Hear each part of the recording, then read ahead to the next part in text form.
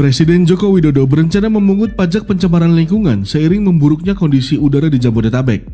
Hal ini diungkapkan Menteri Lingkungan Hidup dan Kehutanan Siti Nurbaya Bakar usai rapat terbatas bersama Jokowi terkait peningkatan kualitas udara kawasan Jakarta, Bogor, Depok, Tangerang, dan Bekasi atau Jabodetabek di Istana Negara Senin 14 Agustus 2023.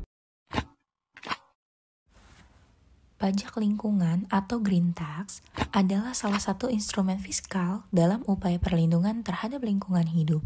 Sebelumnya, konsep pajak lingkungan sudah lama diperkenalkan di beberapa negara Eropa, seperti di Jerman, Denmark, Norwegia, dan Inggris.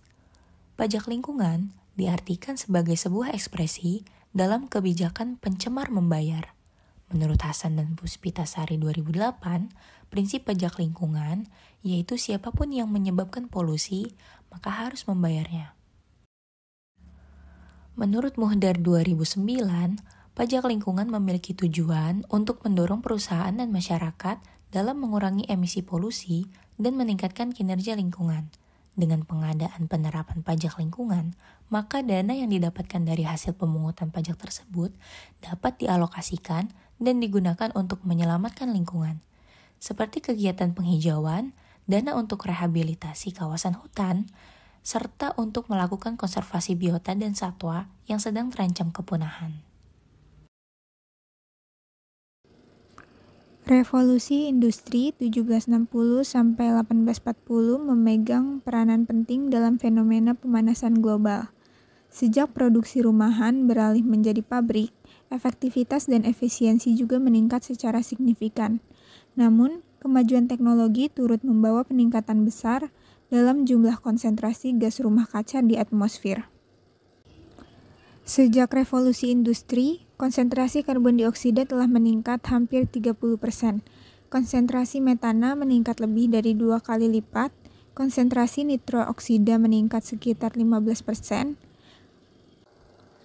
Menyikapi fenomena tersebut pada tahun 1988, United Nations Environment Program dan the World Meteorological Organization membentuk panel antar pemerintah tentang perubahan iklim atau Intergovernmental Panel on Climate Change untuk melakukan penelitian ilmiah dan teknis terkait perubahan iklim serta untuk mengevaluasi dampak potensial dan alternatif untuk adaptasi dan mitigasi. Perubahan iklim telah menjadi ancaman besar terhadap masyarakat internasional, maka seiring berjalannya waktu, upaya mitigasi terhadap krisis iklim telah menjelma menjadi misi kolektif bagi negara-negara dunia. Salah satu upaya tersebut adalah Paris Agreement atau Persetujuan Paris yang disepakati pada tahun 2015.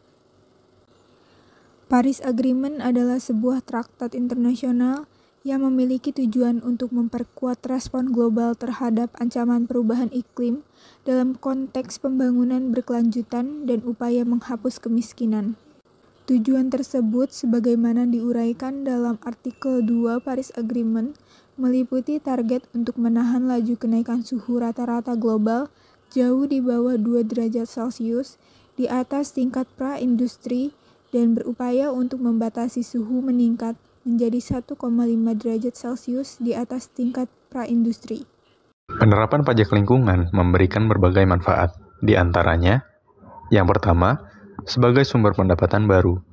Pemerintah dapat menjadikan pajak lingkungan sebagai sumber pendapatan baru. Para pelaku industri saat ini masih mengandalkan bahan bakar fosil dalam kegiatan industrinya sehari-hari.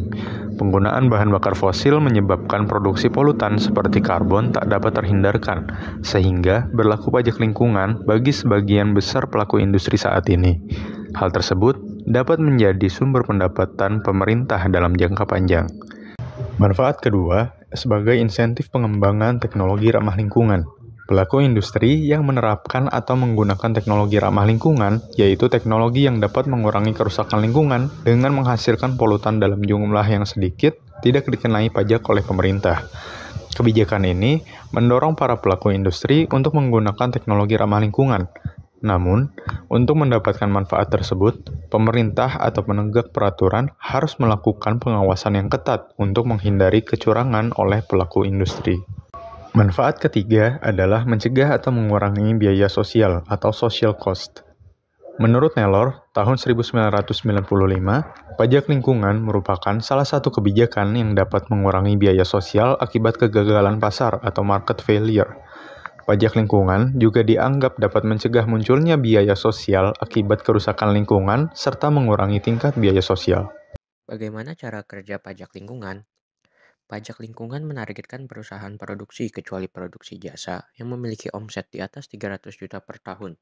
Kemudian, pemerintah akan menarik biaya pajak sebesar 0,5% dari keseluruhan omset yang didapat. Kemudian, biaya pajak tersebut akan digunakan untuk merevitalisasi lingkungan. Penerapan pajak lingkungan dapat kita lihat di negara Swedia. Semenjak tahun 1991, Swedia telah mulai menerapkan pajak lingkungan dengan tarif $26 per ton karbon dioksida atau setara dengan 364.000 per ton karbon dioksida. Seiring dengan berjalannya waktu, tarif pajak tersebut telah mencapai angka $95 per ton karbon dioksida.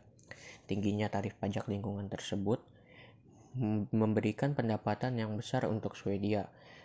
Dilansir dari data yang dimiliki oleh OECD pada tahun 2019, diketahui penerimaan pajak lingkungan Swedia pada tahun 2019 sebesar $2,3 miliar atau setara dengan 32,7 triliun rupiah. Sejak awal penerapan hingga tahun 2019, Swedia telah berhasil menekan emisi karbon sebesar 27%. Pajak lingkungan terbukti dapat menjadi salah satu solusi atas permasalahan lingkungan. Dalam kurun waktu 19 tahun, dari 1990 sampai 2009, emisi gas kaca di Belanda menurun 31%. 5 tahun terakhir, pada tahun 2014, Amerika dapat mengurangi emisi karbon sebanyak 730 juta MT per tahun.